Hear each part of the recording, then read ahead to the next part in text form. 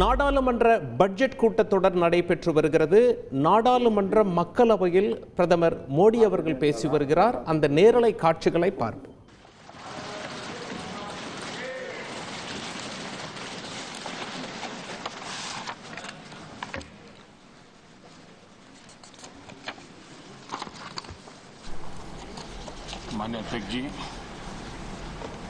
மதிப்பிற்குரிய தலைவர் அவர்களே, குடியரசுத் தலைவருடைய உரைக்கு நன்றி அறிவித்திருப்பானும்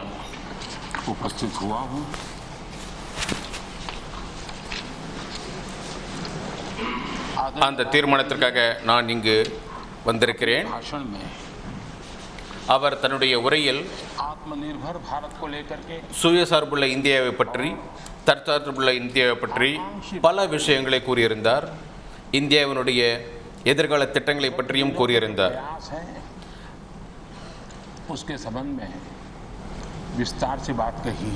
கடந்த சில நாட்களாக அதை பற்றிய ஒரு நீண்ட விவாதம் விரிவாக நடந்தது. நான் அனைத்து மதிப்பிற்குரிய உறுப்பினர்களுக்கும் என்னுடைய நன்றியை தெரிவித்துக் கொள்கிறேன். குடியரசுத் தலைவருடைய உரைக்கு அவர்கள் தங்களுடைய கருத்துக்களையும் தங்களுடைய விவாதங்களையும் தங்களுடைய ஆலோசனைகளையும் அளித்திருந்தார்கள்.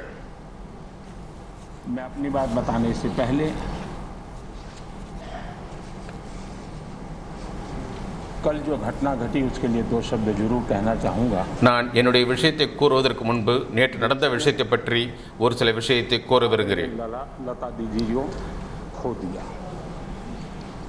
நம்முடைய நாடு பிரபல பின்னணி இசைப்பாடகி லதா மங்கேஷ்கரை எழுந்திருக்கிறது. கடந்த பல வருடங்களாக இந்திய மக்களை அவர் தன்னுடைய குரலால் கட்டி போட்டிருந்தார். அவர் நாட்டினுடைய உணர்வுகளோடு கலந்திருந்தவர். அவருடைய பல பாடல்கள் நம்முடைய பாரம்பரியத்தையும் நாகரிகத்தையும் வெளிப்படுத்தியிருக்கின்றது. ஏறக்குறைய 36 மொழிகளில் அவர் தன்னுடைய பாடல்களை பாடியிருக்கிறார்.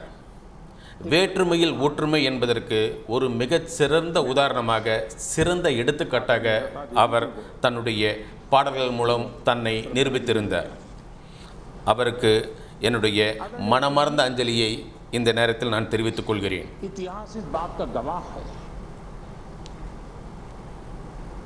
द्वितीय विश्व युद्ध के बाद विश्व में बहुत बड़ा बदलाव आया. நான் என்னுடைய உரைக்கு வருகிறேன். இரண்டாவது உலகப் போருக்கு பின்பு உலகத்தில் மிகப்பெரிய மாற்றம் ஏற்பட்டது. हम सब लोग जी रहे हैं. मैं साफ देख रहा हूं कि कोरोना काल के बाद विश्व एक नए वर्ल्ड ऑर्डर की तरफ, கொரோனா பெருந்தொற்றிற்கு பிறகு இந்த உலகம் ஒரு புதிய பாதையை உருவாக்கி இருக்கிறது. அந்த பாதையில் உலகம் மட்டுமல்ல, நாம் அனைவரும் ஒன்று சேர்ந்து முன்னேறி கொண்டிருக்கிறோம். एक भारत के रूप में इस अवसर को गंवाना नहीं चाहिए. मेन टेबल पर भारत की आवाज भी बुलंद रहनी चाहिए. भारत ने இப்படிப்பட்ட நேரத்தில் இந்தியாவினுடைய குரல் மிகவும் ஓங்கி ஒலிக்க வேண்டும். நாம் அனைவரும் இந்தியாவை மட்டுமல்ல, உலகத்தையும் வழிநடத்தி செல்வதற்கு நம்மை தயார் செய்து கொள்ள வேண்டும். இந்த வருடம் சுதந்திரத்தினுடைய 75வது வருடத்தை நாம் கொண்டாடி கொண்டிருக்கிறோம். அமிர்த மகோற்சவம் என்ற பெயரில் நாம் இதை கொண்டாடி கொண்டிருக்கிறோம். இது நாம் அனைவருக்கும் புதிய உறுதிமொழிகளையும் புதிய லட்சியங்களையும் உருவாக்கி கொள்ளக்கூடிய ஒரு நல்ல வாய்ப்பு.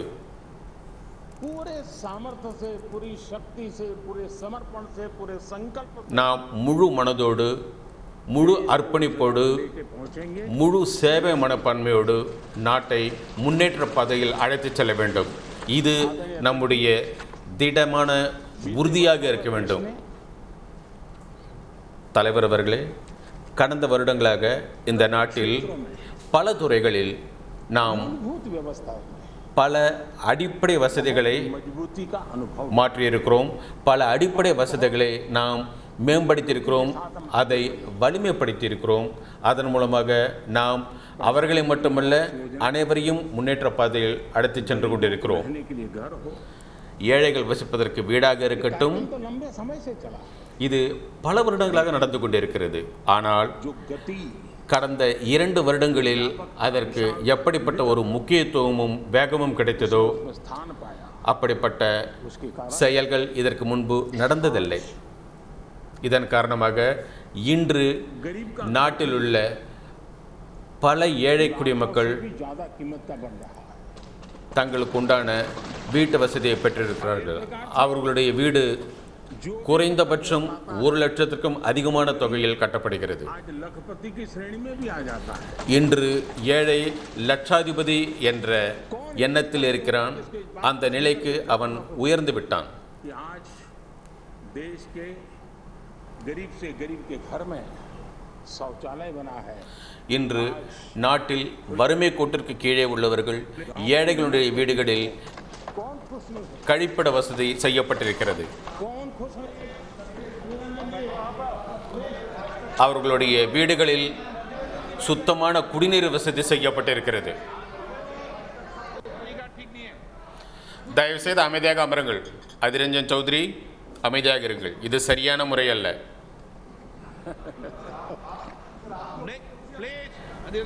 தயவுசெய்து ஒரு உறுப்பினர் பேசும்பொழுது இடையூறு செய்யாதீர்கள்.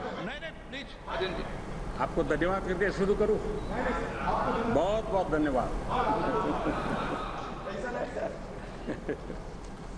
நான் உங்களுக்கு நன்றி கூறிவிட்டு என்னுடைய உரையை தொடங்கட்டுமா? जरा अमर रहे।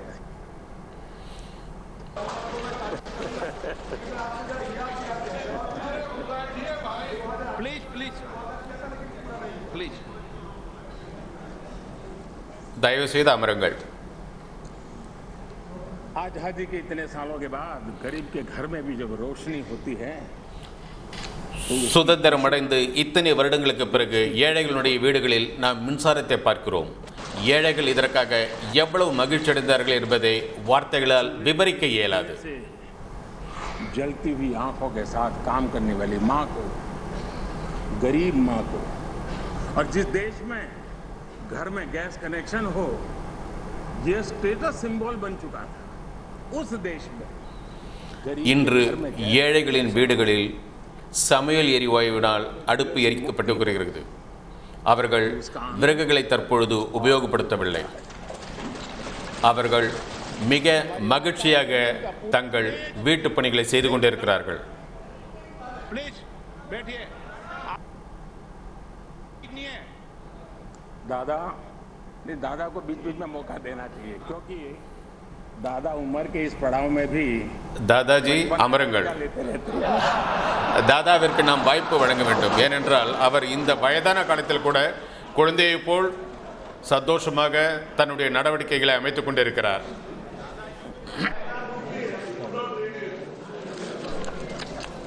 आज गरीब का बैंक में अपना खाता हो, இன்று ஏழைகளுடைய வங்கிக் கணக்கில் பணம் செலுத்துவதாக இருக்கட்டும், आज बैंक விவசாயிகளுடைய गरीब भी வங்கிக் अपने கணக்கில் பணம் टेलीफोन से बैंक செலுத்துவதாக के இருக்கட்டும், खाते का उपयोग करता हो, விவசாயிகளும் ஏழைகளும் வங்கிக் கணக்குகளை இப்பொழுது सरकार के உபயோகித்துக் द्वारा दी கொண்டிருக்கிறார்கள். गई राशि அரசாங்கத்தின் மூலமாக डायरेक्ट அனுப்பப்படக்கூடிய बेनिफिट ट्रांसफर के तहत பணம், उसके खाते में पहुंच செலுத்தப்படக்கூடிய பணம் நேரடியாக அவர்களுடைய வங்கிக் கணக்கில் வரவு வைக்கப்படுகிறது. ये सब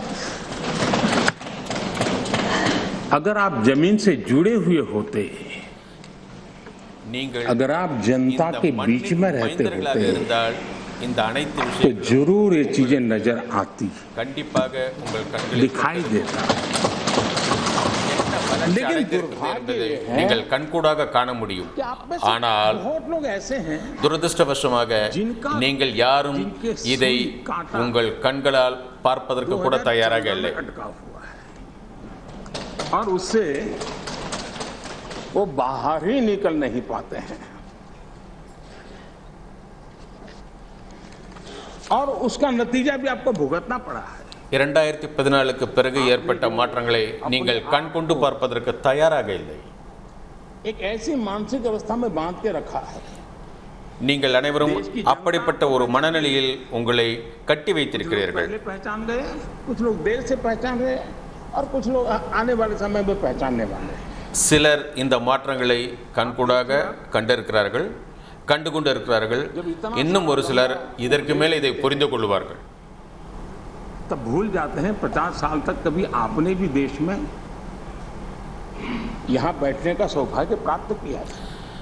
50 வருடங்களாக நீங்களும் இந்த அவையில் நாங்கள் அமர்ந்திருக்கும் இடத்தில் அமர்வதற்கான வாய்ப்பை பெற்றிருந்தீர்கள். அப்பொழுது நீங்கள் என்ன செய்தீர்கள்? இப்பொழுது பாருங்கள், नागालैंड के लोगों ने நாகாலாந்தில் உள்ள மக்கள் आखिरी बार கடைசியாக 1998 में 1998 वोट किया था. காங்கிரஸ் கட்சிக்கு தங்களுடைய வாக்குகளை அளித்திருந்தார்கள். ओडिशा ने 1995 में आपके लिए वोट किया था. सिर्फ ஒடிசாவில் உள்ளவர்கள் 1995 உங்களுக்கு கடைசியாக வாக்களித்தார்கள். கோவாவில் கடைசியாக மக்கள் 1994 உங்களுக்கு 28 साल हो गए முழு அதிகாரம் கொடுத்திருந்தார்கள். स्वीकार नहीं किया. அதற்கு பிறகு கோவா உங்களை ஏற்றுக்கொள்ளவில்லை. 88 में त्रिपुरा में वहां की जनता ने वोट दिया था. करीब 34 साल पहले त्रिपुरा में 1988 திரிபுரா மக்கள் கடைசியாக உங்களுக்கு வாக்களித்தார்கள். இதேபோல் பல பகுதிகளை, பல மாநிலங்களை நான் பட்டியலிட முடியும். 1937 साल पहले आपके लिए वोट किया था. पिछली बार पश्चिम बंगाल में वहां के लोगों ने 1972 में करीब 50 साल पहले आपको पसंद किया था. ஏறக்குறைய 50 வருடங்களுக்கு முன்பு மேற்கு வங்காளத்தைச் சேர்ந்தவர்கள் உங்களை விரும்பினார்கள். தமிழகத்தில் உள்ள மக்கள், प्लीज तमिलनाडु, मैं इसके लिए सहमत हूं. தமிழகத்தில் உள்ள மக்கள் अगर आप उस मर्यादा का पालन करते और इस जगह का उपयोग न करते, और बड़ा दुर्भाग्य है देश का कि सदन जैसी पवित्र जगह देश के लिए काम आनी चाहिए, उसको दल के लिए काम में लेने का जो प्रयास हो இந்த रहा அவை है और उसका மிகவும் जवाब மரியாதைக்குரியது. இந்த அவையில் எழுப்பப்பட்ட அனைத்து கேள்விகளுக்கும் பதில் கூறுவதற்கு நான் கடமைப்பட்டிருக்கிறேன். என்னுடைய கடமையை ஆற்ற விடுங்கள். நான் என்னுடைய கடமையை தான் செய்து கொண்டிருக்கிறேன். अध्यक्ष जी, மதிப்பிற்குரிய தலைவர் அவர்களே, माननीय अध्यक्ष जी, நான் மறுபடியும் கூறுகிறேன், தமிழகத்தில் உள்ள மக்கள் आखिर में 1962 में 1962 உங்களை ஏற்றுக்கொண்டார்கள். கடைசியாக உங்களுக்கு அப்பொழுதுதான் வாய்ப்பளிக்கப்பட்டது. तेलंगाना बनाने का श्रेय लेते हैं, लेकिन तेलंगाना बनने के बाद भी वहां की जनता ने आपको स्वीकार नहीं किया. தெலுங்கானா உருவாக்கப்பட்ட பிறகு அங்குள்ள மக்கள் உங்களை ஒரு பொழுதும் ஏற்றுக்கொள்ளவில்லை. 20 साल हो गए. ஜார்க்கண்டில் ஏறக்குறைய 20 வருடம் ஆகிவிட்டது. घुसने का प्रयास करते. காங்கிரஸ் கட்சியைச் சேர்ந்தவர்களுக்கு முழு அதிகாரம் கொடுப்பதற்கு அவர்கள் தயாராக இல்லை. सवाल चुनाव नतीजों का नहीं है. இந்த கேள்வி सवाल தேர்தலுக்கான கேள்வி அல்ல, है, उनकी नेक दिली का है कि इतने बड़े लोकतंत्र में इतने साल तक शासन கேள்வி बनाने के बाद யார் நேர்மையானவர்கள் என்பதை பற்றி, யார் நமக்கு நியாயமாக சேவை செய்வார்கள் என்பதை பற்றி. हमेशा हमेशा के लिए இதை उनको रखा. நாட்டினுடைய மக்கள் புரிந்து கொண்டார்கள். ஏன் தொடர்ச்சியாக அவர்களை ஏற்றுக்கொள்ளவில்லை? दोबारा आपको प्रवेश करने नहीं दिया है. இதற்குண்டான காரணத்தை அவர்கள் புரிந்து கொள்ள इतना வேண்டும். सारा होने के बावजूद இவ்வளவு நடந்த பிறகும் கூட हम तो एक चुनाव हार जाए ना, महीनों तक न जाने इकोसिस्टम क्या क्या करती है. इतना सारा पराजय होने के बावजूद भी இவ்வளவு தோல்விகளை சந்தித்த பிறகும் கூட न आपकी इकोसिस्टम आपके अहंकार को जाने देती है. உங்களுடைய எண்ணங்களும் மாறவில்லை, எங்களுடைய நடவடிக்கைகளிலும் எந்த மாற்றமும் இல்லை, எந்த சூழலும் மாறவில்லை. इस बार अधिरंजन जी बहुत सारे शेर सुना रहे थे. இந்த முறை அதிரஞ்சன் பல கவிதைகளை தன்னுடைய உரையில் குறிப்பிட்டிருந்தார். चलिए मौका मैं भी ले लूं. அப்படிப்பட்ட ஒரு சந்தர்ப்பத்தை நானும் இப்பொழுது உபயோகப்படுத்திக் கொள்கிறேன். अहंकार की बात मैं कर रहा हूं तब तो मुझे कहना ही पड़ेगा. மனிதர்களுடைய அகங்காரத்தை பற்றி கூறும் பொழுது நான் இதை கூற விரும்புகிறேன். யார் இரவை பகல் என்று கூறுகிறார்களோ तो तुरंत मान जाओ, அவர்கள் அதை ஏற்றுக்கொள்கிறார்கள். तो वो दिन में அவர்கள் அதை ஏற்றுக்கொள்ளவென்ற அவர்கள் பகல் பொழுதில் கூட இருட்டில் இருக்க வேண்டிய சூழ்நிலை ஏற்படும். जरूरत हुई प्लीज आप जरूरत हुई तो हकीकत को थोड़ा बहुत मरोड़ लेंगे. தேவை ஏற்பட்டால் உண்மையையும் மறைப்பதற்கான முயற்சிகள் எடுக்கப்படும். की समझ पर बेइंतहा. उन्हें आईना मत दिखाओ, इन्हें आईना मत दिखाओ, वो आईने को भी तोड़ देंगे. அவர்கள் என்ன செய்கிறார்கள் என்பதை காண்பிப்பதற்கு நீங்கள் அவர்களுக்கு முன்னால் கண்ணாடியை காண்பிக்காதீர்கள். ஏனென்றால் அவர்கள் கண்ணாடியையும் உடைத்து விடுவார்கள். प्लीज प्लीज प्लीज प्लीज आदरणीय अध्यक्ष जी, आजादी का अमृत महोत्सव, आजादी के 75 वर्ष में சுதந்திர தினத்தினுடைய அமிர்த மகோத்சவத்தை நாம் கொண்டாடி கொண்டிருக்கிறோம். आजादी का अमृत महोत्सव சுதந்திரம் அடைந்து 75 வருடங்கள் ஆகிவிட்டன. अमृत काल में प्रवेश कर रहा है. நாம் 74 வருடங்களை கடந்து 75வது வருடத்தில் நுழைந்து கொண்டிருக்கிறோம். जिन जिन लोगों ने योगदान किया, சுதந்திரத்திற்காக யார் யார் தங்களுடைய இன்னுயிர்களை இழந்தார்களோ அவர்கள் எந்த கட்சியை சேர்ந்தவர்களாக இருக்கட்டும், தனிப்பட்ட மனிதர்களாக இருக்கட்டும், देश के लिए जीने मरने वाले लोग, அவர்கள் देश நாட்டிற்காக के लिए जवानी खपाने தங்களுடைய உயிரை இழந்திருக்கிறார்கள். किसी को स्मरण करने அவர்கள் पुण्य समारोह அனைவரையும் का अवसर है. நினைவுபடுத்திக் கொள்வதற்கு இது ஒரு சரியான சந்தர்ப்பம். संकल्प लेने का अवसर. அவர்களுடைய கனவுகளை நாம் நம்முடைய மனத்தில் வைத்துக்கொண்டு பல புதிய உறுதிமொழிகளை புதிய லட்சியங்களை நாம் உருவாக்க வேண்டும். संस्कार से, स्वभाव से, व्यवस्था से लोकतंत्र के प्रतिबद्ध लोग हैं. நாம் அனைவரும் பண்பாட்டினாலும் நாகரிகத்தினாலும் கலாச்சாரத்தினாலும் வேற்றுமையில் ஒற்றுமையை காணக்கூடிய ஒரு அமைப்பில் இருக்கிறோம். आलोचना ये जीवंत लोकतंत्र की, மக்களாட்சி முறையில் விமர்சனங்கள் என்பது வரவேற்கப்படக்கூடியது. लेकिन ஆனால் அந்த விமர்சனங்கள் अंध विरोध உண்மையாக இருக்க வேண்டும். ये लोकतंत्र का கண்களை மூடிக்கொண்டு விமர்சனம் செய்யக்கூடாது. கண்மூடித்தனமாக விமர்சனங்களை வைக்கக்கூடாது. इस भावना से அனைவருடைய முயற்சி जो कुछ हासिल இந்த எண்ணத்தில் இந்தியா எப்படிப்பட்ட ஒரு உச்சத்தை தொட்டிருக்கிறதோ அது மிகவும் உயர்ந்தது. मन से स्वीकार किया गया, அதை அனைவரும் திறந்த மனதோடு ஏற்றுக்கொள்ள வேண்டும். उसका गौरवगान करते. बीते 2 सालों में கடந்த 2 வருடங்களில் 100 साल का सबसे बड़ा वैश्विक महामारी का संकट, 100 வருடங்களுக்கு பிறகு ஒரு மிகப்பெரிய தொற்றை நாம் எதிர்கொண்டோம்.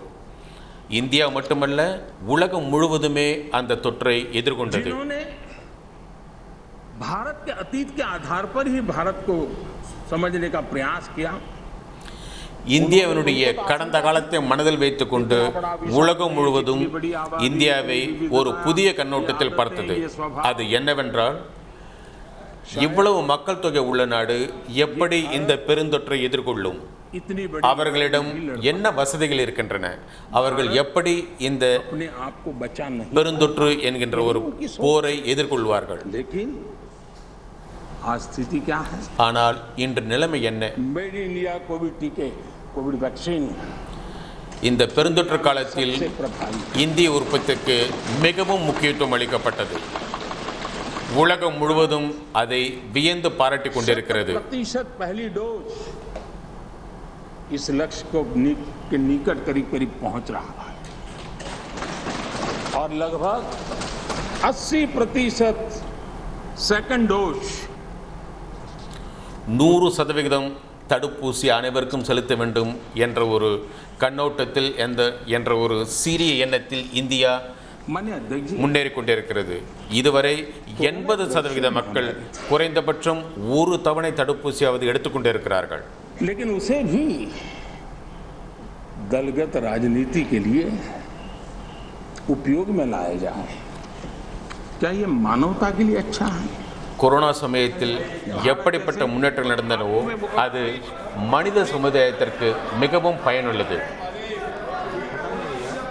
माननीय अध्यक्ष जी, அரசியல் காழ்ப்புணர்ச்சி காரணமாக இதை பற்றி பலவிதமான தவறான எண்ணங்கள் பரப்பப்பட்டன. ஐதரஞ்சன், உங்களுக்கு போதுமான அவகாசம் கொடுக்கப்பட்டு விட்டது. தயவு செய்து அமருங்கள். प्लीज माननीय अध्यक्ष जी, मैंने तो किसी का नाम नहीं दिया. நான் யாருடைய பெயரையும் எடுக்கவில்லை. நான் யாருடைய பெயரையும் என்னுடைய உரையில் கூறவில்லை. पहन लेने की क्या जरूरत है जी? அவர்களாவே குல்லாவை எடுத்து தங்கள் தலையில் மாட்டிக் கொள்கிறார்கள். நான் என்ன செய்வது?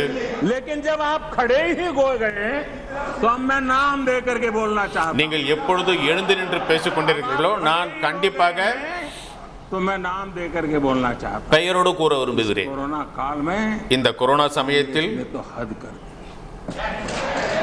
காங்கிரஸ் தலைவர்கள் எல்லை மீறி நடந்து கொண்டார்கள். पहली लहर के दौरान मौका दूंगा आपको, प्लीज. முதல் அலையின் பொழுது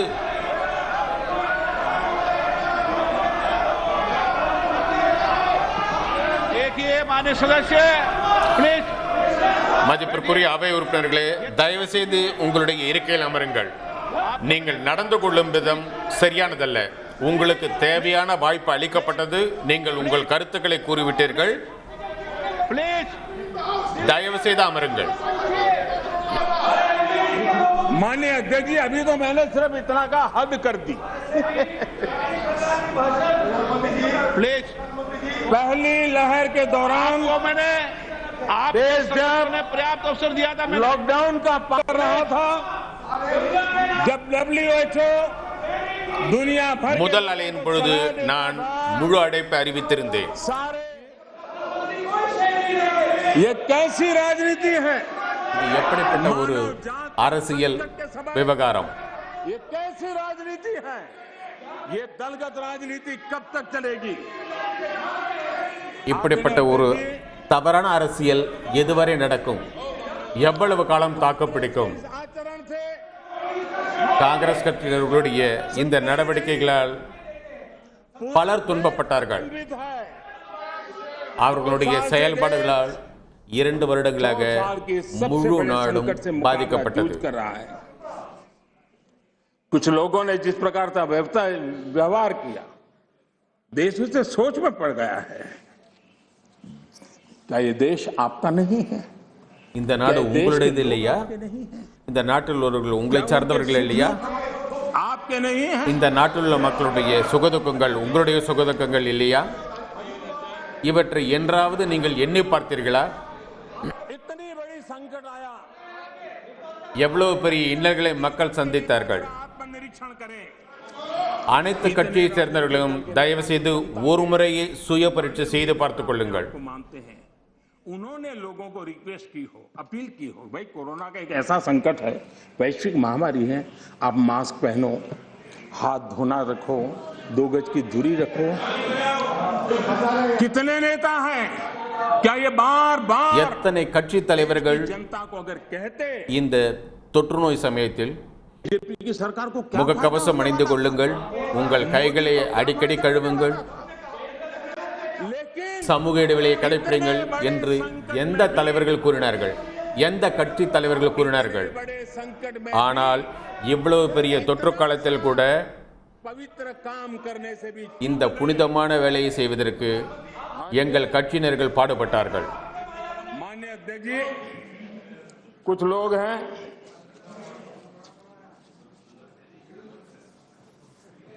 उनको ये इंतजार था कि कोरोना वायरस मोदी की छवि को चपेट में ले लेगा.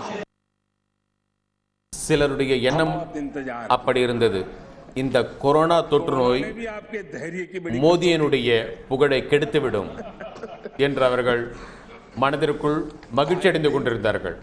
ஆனால் என்ன நடந்தது என்பதை நாம் அனைவரும் निशान பார்த்தோம். दिखाने के लिए महात्मा गांधी का नाम लेते हैं। महात्मा गांधी की स्वदेशी की बात, इसको बार बार दोहराने में हमें कौन रोकता है? மகாத்மா காந்தி அன்றே கூறியிருந்தார், कहता है, मोदी ने कहा உள்நாட்டு इसलिए शब्दों को பொருட்களுக்கு छोड़ दो भाई। முக்கியத்துவம் கொடுக்க வேண்டும் என்று. लेकिन மகாத்மா क्या आप காந்தியினுடைய नहीं चाहते हैं? சித்தாந்தங்களையும் அவருடைய கொள்கைகளையும் देश பேசிக் आत्मनिर्भर கொண்டிருப்பவர்கள் சுயசார்புள்ள जिस இந்தியாவை महात्मा உருவாக்குவதற்கு गांधी के आदर्शों की बात தங்கள் करते हैं, ஆட்சி காலத்தில் तब எதையாவது भारत में செய்தார்களா? इस अभियान को ताकत देने में இந்தியா சுயசார்புள்ள இந்தியாவாக மாற வேண்டும் என்பதற்காக இந்த அரசாங்கம் முழு மனதாக பாடுபட்டது. गांधी जी के स्वदेश के निर्णय को மகாத்மா आगे காந்தியினுடைய கனவுகளை होगा और हो நினைவாக்குவதற்கு நாம் மிகவும் பாடுபட்டோம்.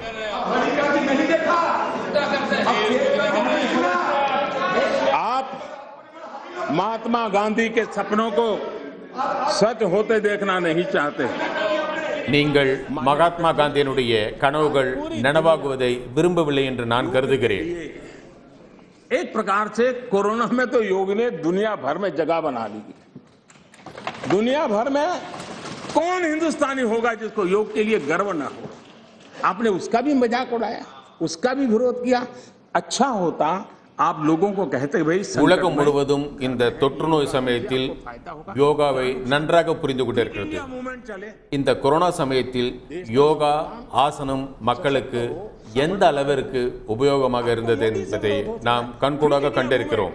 आपके राजनीतिक दलों के छोटे छोटे युवा मंच होते हैं, अगर हम सब ने मिलकर के अगर इस फिट इंडिया के द्वारा देश की युवा शक्ति को इस सामर्थ्य की तरफ आगे बढ़ने के लिए कहते, लेकिन उसका भी विरोध, उसका भी उपहास, यानी क्या हो गया है आपको मुझे समझ नहीं आ रहा है। உங்களுக்கு என்ன ஆயிற்று என்று என்னால் आपको ध्यान में இதுவரை புரிந்து கொள்ள முடியவில்லை. कि आप कहां खड़े हैं जी। और मैंने इतिहास बताया, 60 साल के लेकर 15 साल तक पूरा कालखंड, इतने राज्य, कोई आपको घुसने नहीं दे रहा है। 60 வருடங்களாக 70 வருடங்களாக நீங்கள் ஆட்சி செய்து கொண்டிருந்தீர்கள். ஆனால் माननीय अध्यक्ष जी, இப்பொழுது உங்களை कभी எந்த मैं- பகுதியில் மக்கள் அங்கீகரித்திருக்கிறார்கள் இதை நீங்கள் புரிந்து கொள்ள வேண்டும். नाराज मत हो जाना। நான் உண்மையான விஷயத்தை கூறுகிறேன், தயவு செய்து கோபப்படாதீர்கள். मुझे कभी कभी माननीय अध्यक्ष जी ये विचार आता है, சில சமயம் நான் அப்படி எண்ணுவதுண்டு. बयानों से, उनके कार्यक्रमों से, उनके कर्तृत्व से, जिस प्रकार से आप बोलते हैं, जिस प्रकार से मुद्दों से जुड़ते हैं, ऐसा लगता है कि आपने मन बना लिया है कि 100 साल तक सत्ता में नहीं आना है। நீங்கள் எப்படிப்பட்ட கருத்துக்களை கூறுகிறீர்களோ, எப்படிப்பட்ட நடவடிக்கைகளை செய்கிறீர்களோ, இதன் மூலமாக எனக்கு என்ன தெரிகிறது, ஏறக்குறைய 100 வருடங்கள் நாம் அரசாட்சிக்கு வரக்கூடாது என்ற எண்ணத்தில் தான் நீங்கள் உங்களுடைய செயல்பாட்டுகளை அமைத்துக் கொண்டிருக்கிறீர்கள் என்று நான் கருதுகிறேன். ऐसा नहीं करते। और इसलिए खैर अब आपने ही तय कर लिया है 100 साल के लिए, तो फिर मैंने भी तैयारी कर ली है। ஆட்சி பீடத்திற்கு வருவதற்கான எண்ணம் உங்களுக்கு இல்லை, எனவே நானும் முடிவு செய்து விட்டேன். माननीय अध्यक्ष जी, ये सदन இந்த அவை इस बात का साक्षी है, அவர்களுடைய செயலுக்கு ஒரு சாட்சியாக இருக்கிறது. जो बनी இந்த स्थितियां, கொரோனா जो स्थितियां பெருந்தொற்று उत्पन्न காலத்தில் என்னென்ன நிலைமைகள் உருவானவோ हुई, उसको निपटने के लिए அதை भारत ने நாம் जो भी रणनीति எப்படி बनाई, நிவர்த்தி செய்ய வேண்டும், उसको அதற்கு लेकर எப்படிப்பட்ட முடிவை எடுக்க வேண்டும், डे वन से क्या क्या नहीं कहा गया, किस किसने क्या बोला, இந்த கொரோனா தொற்று ஆரம்பித்த காலத்தில் ஒவ்வொரு நாளும் ஒவ்வொரு கட்சியை சேர்ந்தவர்களும், குறிப்பாக எதிர்க்கட்சியை சேர்ந்தவர்கள் என்னென்ன விஷயங்களை மக்களிடம் பரப்பிக் கொண்டிருந்தார்கள், எப்படிப்பட்ட தவறான கருத்துக்களை அவர்கள் பரப்பிக் கொண்டிருந்தார்கள். ऐसी बातें बुलवाई गई ताकि உலகம் முழுவதும் இதை பற்றிய खुद को टीके रहने பல के लिए விவாதங்கள் நடந்தன. आर्थिक आयोजन को भारत कैसे चल रहा है, माय गॉड क्या कुछ कहा गया, बड़े बड़े पंडितों ने क्या क्या कहा, पूरी आपकी इकोसिस्टम लग गई थी। हम जो भी समझते थे भगवान ने जो समझ दी थी, लेकिन समझ से ज्यादा समर्पण बहुत बड़ा था। கடவுள் எங்களுக்கு என்ன அறிவை கொடுத்தாரோ அந்த அறிவை ஆதாரமாக கொண்டு நாங்கள் दुनिया को अर्पण करने की ताकत भी हो। பல கொள்கைகளை உருவாக்கினோம். हमने करके दिखाया। நாட்டிற்காக நம்மை அர்ப்பணித்துக் கொள்ள வேண்டும் என்ற எண்ணத்தோடு நாங்கள் பாடுபட்டோம். अर्थ जगत के सभी ज्ञाता इस बात எனவே को मानते हैं। இன்று உலகம் முழுவதும் இந்தியாவினுடைய பொருளாதார வளர்ச்சியை மிகவும் ஆச்சரியத்தோடு பார்த்து கொண்டிருக்கிறது. उदाहरण ही है और अनुभव भी हम करते हैं, हमने देखा है। நாங்கள் ஒவ்வொரு விஷயத்தையும் அனுபவபூர்வமாக உணர்ந்தோம். அந்த அனுபவங்களிலிருந்து பல பாடங்களை கற்றுக்கொண்டோம். அதற்கு ஏற்றாற்போல் எங்களுடைய திட்டங்களையும் கொள்கைகளையும் வரையறுத்தோம். भारत आज दुनिया की जो बड़ी इकोनॉमीज है उसमें सबसे तेजी से विकसित हो रही बड़ी अर्थव्यवस्था है। माननीय अध्यक्ष जी, உலகத்தில் உள்ள வளர்ந்த நாடுகளினுடைய பொருளாதார வளர்ச்சிக்கு ஏற்றாற்போல் இன்று இந்தியாவும் தன்னை பொருளாதார வளர்ச்சியில் உயர்த்தியிருக்கிறது. रिकॉर्ड खरीदी की இந்த கொரோனா பெருந்தொற்று சமயத்தில் கூட நாம் விவசாய துறையில் அடைந்த வளர்ச்சி மிகவும் और आपको पता हो உயர்ந்த வளர்ச்சி. இப்படிப்பட்ட வளர்ச்சி கடந்த 50 வருடங்களில் நாம் கண்டதே இல்லை. गई है कि बीमारी से मरने वालों की जैसी तादाद है, वैसी भूख से मरने वालों की भी बड़ी तादाद है। उस समय के 100 साल पहले की रिपोर्ट में है। इस देश ने 100 வருடங்களுக்கு முன்பு ஏற்பட்ட பெருந்தொற்று காலத்தில் 80 करोड़ பெருந்தொற்றால் பாதித்தவர்கள் எந்த அளவிற்கு இருக்கிறார்களோ அதே அளவிற்கு பட்டினியாலும் பசியாலும் இறந்தவர்களுடைய எண்ணிக்கையும் இருக்கிறது என்று கூறியிருந்தார்கள். माननीय अध्यक्ष जी, அப்படிப்பட்ட ஒரு நிலைமை இந்த பெருந்தொற்று காலத்தில் ஏற்பட்டுவிடக் கூடாது என்ற ஒரே உயர்ந்த எண்ணத்தில் நாம் ஏழைகளுக்கு தேவையான உணவுப் பொருட்களை நாம் அளித்துக் கொண்டிருந்தோம். कृषि एक्सपोर्ट ऐतिहासिक रूप से टॉप இந்த கொரோனா சமயத்தில் விவசாய உற்பத்தி அதிகரித்திருந்தது. அது மட்டுமல்ல, விவசாய ஏற்றுமதியும் फोन एक्सपोर्ट, நினைத்து பார்க்க முடியாத அளவிற்கு உச்சத்தை தொட்டிருந்தது. डिफेंस एक्सपोर्ट, कईयों को परेशानी हो रही है। ये आत्मनिर्भर भारत का कमाल है कि आज देश डिफेंस एक्सपोर्ट में भी अपनी पहचान बना रहा है। சுயசார்புள்ள இந்தியா என்ற திட்டத்தின் மூலம் இன்று பாதுகாப்புத்துறை தனக்கு தேவையான பொருட்களை உள்நாட்டிலேயே உற்பத்தி செய்யக்கூடிய ஒரு நிலைமைக்கு வந்திருக்கிறது.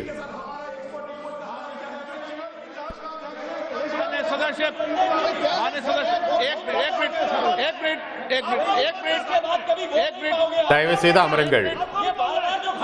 आप चुप रहिए, आप शांत रहिए। தயவு செய்து நீங்கள் அமைதியாக இருங்கள். प्लीज, माननीय सदस्य प्लीज। மதிப்பிற்குரிய உறுப்பினர்களே, தயவு செய்து அமைதியாக இருங்கள். प्लीज प्लीज एक मिनट चुप रहिए। आप भी माननीय सदस्य, आप चुप रहिए। आपको किसने इजाजत दी? बैठिए।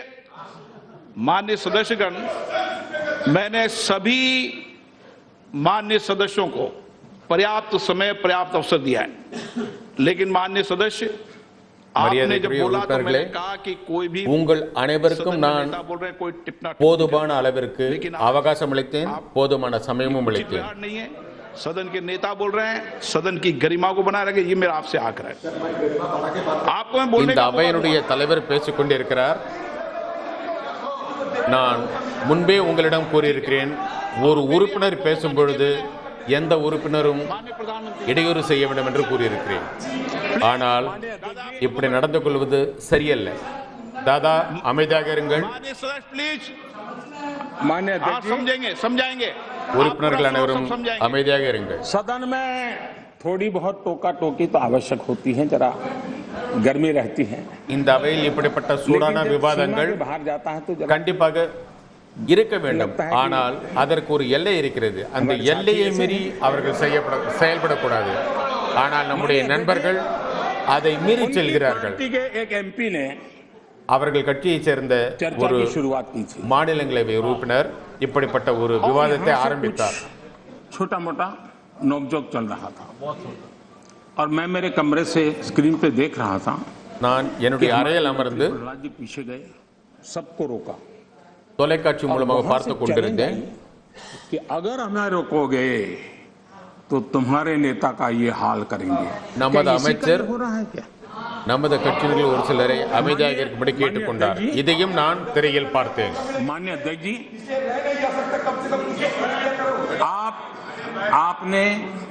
आपको हर एक को अपना सीआर सुधारने की कोशिश तो करनी चाहिए और मैं मानता हूं जितना किया है उससे आपका सीआर ठीक हो गया है। நீங்கள் இந்த அவையை சரியாக நடத்துவதற்கு ஒரு சில சீர்திருத்தங்களை கொண்டு வர வேண்டும். நீங்கள் அப்படிப்பட்ட சில சீர்திருத்தங்களை கொண்டு வந்திருக்கிறீர்கள். இதற்கு மேல் நீங்கள் என்ன செய்ய முடியும்?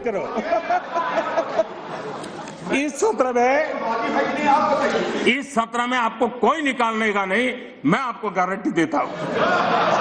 இந்த அவையிலிருந்து உங்களை யாரும் வெளியேற்ற முடியாது. இதற்குண்டான உத்தரவாதத்தை நான் அளிக்கிறேன். தயவு செய்து நீங்கள் அமருங்கள். इस जगह से இந்த இடத்திலிருந்தும் உங்களை யாரும் அசைக்க முடியாது.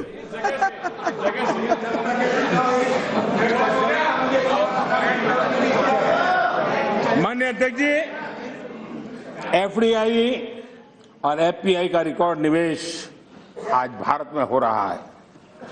रिन्यूएबल एनर्जी के क्षेत्र में आज हिंदुस्तान दुनिया के टॉप 5 कंट्रीज में है। வெளிநாடுகளிலிருந்து பல முதலீடுகள் வந்து கொண்டிருக்கின்றன. कि कोरोना काल में மறுசுழற்சி முறையில் பொருட்களை உருவாக்குவதில் இன்று இந்தியா உலகளவில் 5வது இடத்தில் இருக்கிறது. நாம் நம்முடைய கடமைகளை உணர்ந்திருக்கிறோம். இந்த பெருந்தொற்று காலத்தில் நாம் நாட்டை காப்பாற்ற வேண்டும் என்றால் பல புதிய திட்டங்களை நாம் உருவாக்க வேண்டும், பல சீர்திருத்தங்களை நாம் மேற்கொள்ள வேண்டியிருக்கும் என்பதை நாங்கள் நன்றாக புரிந்து கொண்டோம். அதற்குண்டான கொள்கைகளையும் திட்டங்களையும் உருவாக்கினோம். नियमों को प्रक्रियाओं को सरल किया। आत्मनिर्भर भारत का जो मिशन है அனைத்து கொள்கைகளையும் நாங்கள் எளிமையாக்கி இருந்தோம். அனைத்து விதிமுறைகளையும் ये सारी उपलब्धियां ஏழை எளிய மக்கள் புரிந்து கொள்ள வேண்டும், அவர்கள் அதை உபயோகப்படுத்த வேண்டும் என்பதில் மிகவும் எளிமையாக்கி இருந்தோம். आर्थिक जगत में बहुत बड़ी उथल पाथल आज भी चल रही है। இதனுடைய பலன் உலகளவில் நம்முடைய பொருளாதாரம் உயர்ந்து கொண்டே இருந்தது. நம்முடைய பொருளாதார வளர்ச்சி தொடர்ச்சியாக வளர்ந்து கொண்டே இருந்தது. दुनिया में இதில் ஏழைகளுடைய பங்கும் விவசாயிகளுடைய பங்கும் அதிகம். बड़ा संकट आया है और भारत आयात करने पर डिपेंडेंट है। कितना बड़ा आर्थिक बोझ देश पर आया है, पूरी विश्व में हालत पैदा हुई है। ரசாயன பொருட்களை நாம் பல நாடுகளில் இருந்து இறக்குமதி செய்து கொண்டிருந்தோம். ஆனால் அதனால் ஏற்படும் பாதிப்பு விவசாயிகளை சென்று சேரக்கூடாது என்ற எண்ணத்தில் விவசாயிகளுக்கு உரங்களை மிகவும் மலிவான விலையில் நமது அரசாங்கம் அளித்துக் கொண்டிருந்தது. फर्टिलाइजर की सप्लाई को भी निरंतर जारी रखा है। இந்தியாவில் இந்த பெருந்தொற்று காலத்தில் விவசாயிகளுக்கு தேவையான உரங்கள் தொடர்ச்சியாக அவர்களுக்கு அனுப்பப்பட்டு கொண்டிருந்தன. अपने छोटे किसानों को சிறு மற்றும் குறு விவசாயிகளை இந்த பெருந்தொற்று காலத்தில் காப்பாற்ற வேண்டும் என்ற எண்ணத்தில் நமது அரசாங்கம் செயல்பட்டது. जड़ों से कटे हुए लोग हैं। நான் பலமுறை யோசிப்பது உண்டு. 2-2, 4-4 पीढ़ी से महलों में बैठने की आदत हो गई है। 4 தலைமுறைகளாக 5 தலைமுறைகளாக उनके अगल बगल में பணக்காரத்தனத்திலேயே இருந்தவர்கள் எப்படி ஏழைகளுடைய குறிப்பாக சிறு விவசாயிகளுடைய துன்பங்களை புரிந்து கொள்ள முடியும்? छोटे किसानों के प्रति आपकी इतनी नफरत क्यों है? நான் பலமுறை அப்படிப்பட்டவர்களை கேட்டிருக்கிறேன். நீங்கள் விவசாயிகளை ஏன் மிகவும் தவறான கண்ணோட்டத்தோடு பார்க்கிறீர்கள்? छोटे किसानों को इस संकट में डालते हो। நீங்கள் எதற்காக சிறு விவசாயிகளை துன்பத்தில் ஆழ்த்துகிறீர்கள் என்று கேட்டுக்கொண்டிருக்கிறேன். अगर गरीबी से मुक्ति चाहिए तो हमें ஏழ்மையிலிருந்து விடுதலை பெற வேண்டும் என்றால் நாம் கண்டிப்பாக விவசாயிகளை मजबूत बनाना है तो हमारे छोटे किसानों को உயர்த்துவதற்கு मजबूत பாடுபட बनाना வேண்டும். होगा। अगर हमारा छोटा किसान मजबूत होता है, छोटी सी जमीन होगी, கிராமப்புறம் வளம் பெற வேண்டும் என்றால் சிறு விவசாயிகளுக்கு முக்கியத்துவம் அளிக்க வேண்டும். प्रयास करेगा. சிறு விவசாயிகளுக்கும் குறு விவசாயிகளுக்கும் எப்பொழுது நாம் முக்கியத்துவம் அளிக்கிறோமோ அப்பொழுது கிராமத்தினுடைய பொருளாதாரம் மேம்படும். எப்பொழுது கிராமத்தினுடைய பொருளாதாரம் மேம்படுகிறதோ கண்டிப்பாக நாட்டினுடைய பொருளாதாரம் நிச்சயமாக किसानों के प्रति உயரும். जिन लोगों के मन में नफरत है, जिन्होंने छोटे किसानों के दुख दर्द नहीं जाना है, उनको किसानों के नाम पर अपनी राजनीति करने का कोई हक नहीं बनता है. माननीय अध्यक्ष जी, इस बात को हमें समझना होगा. நாம் இந்த ஒரு விஷயத்தை நன்றாக புரிந்து கொள்ள வேண்டும். का गुलामी कालखंड, நூற்றாண்டுகளாக அடிமை தளத்தில் நாம் இருந்தோம். वो आजादी के 75 साल के बाद भी कुछ लोग बदल नहीं पाए. அந்த மனப்பான்மை இந்த गुलामी की मान அமிர்த மகோத்சவத்தில் கூட சிலருடைய மனத்தில் ஏற்படவில்லை. के लिए बहुत बड़ा அவர்களுடைய संकट. மனதில் எந்த விதமான மாற்றமும் ஏற்படவில்லை. माननीय अध्यक्ष जी, आज देश का मैं चित्र देखता हूं. நான் நாட்டினுடைய அப்படிப்பட்ட ஒரு படத்தை நான் பார்த்துக் கொண்டிருக்கிறேன். நாட்டினுடைய அப்படிப்பட்ட ஒரு உருவத்தை நான் பார்த்துக் கொண்டிருக்கிறேன். आज भी ஒரு குறிப்பிட்ட பகுதியினர் 19वीं सदी के இன்றும் அந்த அடிமை தளத்திலிருந்து விடுபடவில்லை. उस सोच उनसे में जकड़ा हुआ है. இந்த 21ஆம் நூற்றாண்டில் கூட அவர்களுடைய எண்ணங்களும் அவர்களுடைய वही கருத்துக்களும் उसको कानून लगते हैं. माननीय अध्यक्ष जी, அந்த காலத்திலேயே இருக்கிறது. தற்பொழுதுள்ள நவீன காலத்திற்கு வரவில்லை. का रहन सहन 20वीं सदी के कानून 21वीं सदी की आकांक्षाएं पूरी नहीं कर सकते. 21वीं सदी के अनुकूल 20ஆம் நூற்றாண்டில் உருவாக்கப்பட்ட சட்டங்கள் 21ஆம் நூற்றாண்டை எந்த விதத்திலும் முன்னேற்ற பாதைக்கு அழைத்துச் செல்லாது. जिस बदलाव को எனவேதான் हमने अस्वीकार किया, நாம் उसका परिणाम புதிய क्या है? கொள்கைகளையும் புதிய விதிமுறைகளையும் புதிய சட்ட திட்டங்களையும் इतने உருவாக்கினோம். मनोमंथन के बाद कई वर्षों तक उसके बाद योजना बनी. 2006 में प्लानिंग, 2006 से 2014 तक का उसका हाल देखिए. 2014 के बाद उसकी तेजी आई. यूपी में सरयू नहर परियोजना உத்தரப்பிரதேசத்தில் 70 के दशक में शुरू हुई சரையு நதி திட்டம் எப்பொழுது ஆரம்பிக்கப்பட்டது? और उसकी लागत 100 गुना बढ़ गई. அதற்கு எந்த அளவிற்கு தொகை ஒதுக்கப்பட்டது? ஆனால் நமது அரசாங்கம் வந்த பிறகு அந்த திட்டம் நிறைவேற்றப்பட்டது. यूपी का अर्जुन डैम परियोजना உத்தரப்பிரதேச 2009 அர்ஜுன் டேம் திட்டம் 17 तक 1/3 खर्चा हुआ. 2009 2016 வரை कम समय में இதற்கு इसको पूर्ण कर दिया. அதிக அளவில் தொகை செலவிடப்பட்டது. ஆனால் திட்டம் நிறைவேறவில்லை. ஆனால் நமது அரசாங்கம் குறைந்த காலத்தில் அந்த திட்டத்தை செயல்படுத்தி காண்பித்தது. इतने सालों तक सरकार थी तो 4 धाम को वो ऑल वेदर सड़कों में परिवर्तित कर सकते थे, जोड़ सकते थे, लेकिन नहीं किया.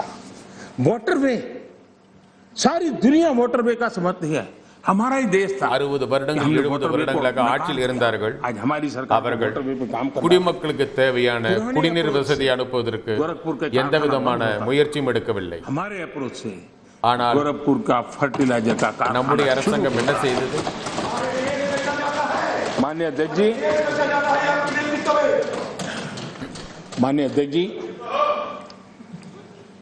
ये लोग ऐसे हैं जो जमीन से कटे हुए हैं, उसके कारण उनके लिए फाइल की मूवमेंट, फाइल में सिग्नेचर करके कौन अगला मुलाकात आएगा उसी के इंतजार में जो रहते हैं, கோப்புகளில் கையெழுத்திட்டு அடுத்த के लिए फाइल सब कुछ है. கூட்டத்திற்காக செல்பவர்களுக்கு இதை பற்றி எதுவும் 130 தெரியாது. करोड़ देशवासियों का लाइफ महत्वपूर्ण. நம்மை பொறுத்தவரை 130 கோடி மக்களும் நமக்கு जुटे हुए लोग. சமமானவர்கள் தான். இதில் யாரும் உயர்ந்தவர்கள் இல்லை, தாழ்ந்தவர்கள் இல்லை. நாம் 130 கோடி மக்களுக்காக பாடுபட்டு கொண்டிருக்கிறோம். அவர்கள் கோப்புகளில் கையெழுத்திடுவதற்காக பாடுபட்டு கொண்டிருந்தார்கள். एक आधा काम वहां रहा है, रोड बन रहा है, फिर बिजली वाला आकर के खुदाई करता है, वो ठीक होता है, फिर पानी वाला आकर के खुदाई करता है. उस सारी समस्याओं से बाहर आकर के हमने डिस्ट्रिक्ट लेवल तक गति शक्ति मास्टर प्लान की दिशा प्रकार से हमारा देश की विशेषता को देखते हुए मल्टी मॉडल ट्रांसपोर्ट सिस्टम, उस पर हम बड़ा जोर दे रहे हैं और कनेक्टिविटी पर इसके आधार पर हम जोर दे रहे हैं. நகரங்களையும் கிராமங்களையும் இணைப்பதற்கான சாலை வசதிகளுக்கு நாம் மிகவும் முக்கியத்துவம் கொடுத்திருந்தோம். कहीं बन रही है तो इस 5 साल के कालखंड சுதந்திரத்திற்கு பிறகு கடந்த 5 வருடங்களில் கிராமங்கள் எந்த அளவிற்கு சாலை வசதியோடு நகரங்களோடு இணைக்கப்பட்டனவோ, ரயில்வே துறையில் மின்மயமாக்கப்படுதல் எந்த அளவிற்கு நடந்ததோ, இதற்கு முன்பு ஒருபொழுதும் அப்படிப்பட்ட ஒரு முன்னேற்றம் ஏற்படவில்லை. அது மட்டுமல்ல, விமானதள வசதிகள் கடந்த 5 வருடங்களில் எந்தெந்த நகரங்களில் புதியதாக உருவாக்கப்பட்டுள்ளன என்பதை அவர்கள் கணக்கெடுத்து பார்த்தாலே தெரியும். இவை அனைத்தும் மக்களுக்கு அதிக அளவில் வேலைவாய்ப்பை வழங்கக்கூடிய திட்டங்கள். देश की आवश्यकता है और अभूतपूर्व निवेश भी हो रहा है और उसी से रोजगार भी बढ़ना है, विकास भी बढ़ना है और विकास की गति भी बढ़ना है.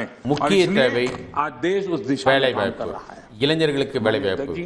நமது அரசாங்கம் இந்த எண்ணத்தோடு தான் பல கொள்கைகளையும் திட்டங்களையும் உருவாக்கி இருக்கிறது. उतने ही रोजगार के अवसर पैदा होंगे.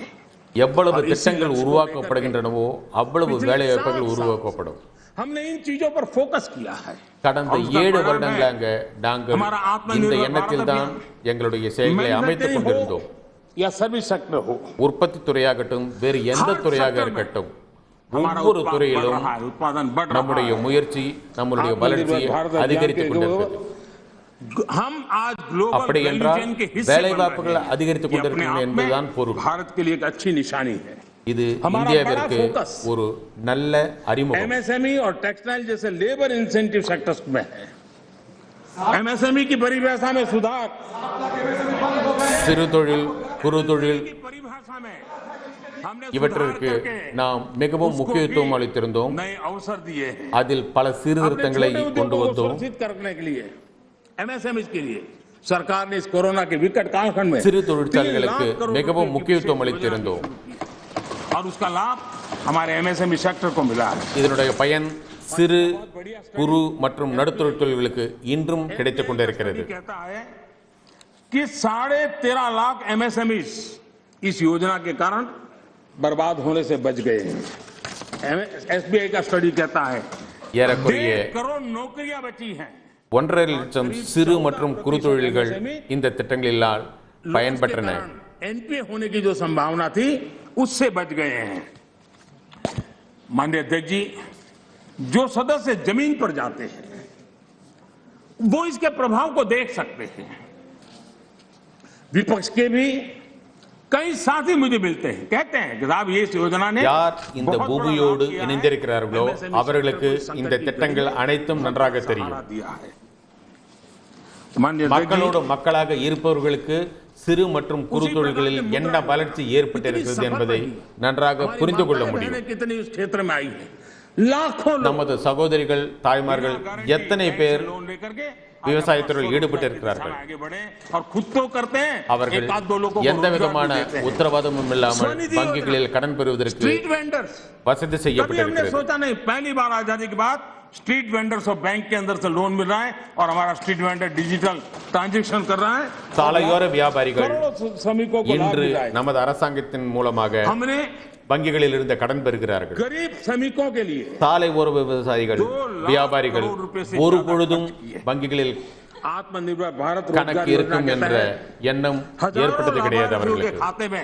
இன்று ஏறக்குறைய ஆயிரக்கணக்கான விவசாயிகளுடைய கணக்குகளிலும் ஆயிரக்கணக்கான சிறு மற்றும் குறு தொழில் செய்பவர்களுடைய கணக்கிலும் பணம் வரவு வைக்கப்பட்டது.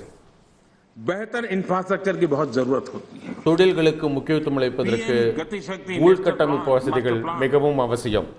ये हमारे लॉजिस्टिक कॉस्ट को बहुत कम करेगा और उसके कारण देश में भी माल सस्ते में पहुंच पाएगा और एक्सपोर्ट करने वाले लोग भी दुनिया के साथ कंपटीशन कर पाएंगे और इसलिए पीएम गति शक्ति प्लान आने वाले दिनों में बहुत लाभकारक होने वाला है. पीएम गति शक्ति योजना இந்த திட்டத்தின் மூலமாக நாடு முழுவதும் அனைத்து பொருட்களும் விரைவாக கொண்டு செல்வதற்கு வசதி செய்யப்பட்டிருக்கிறது. उसके लिए हमने ओपन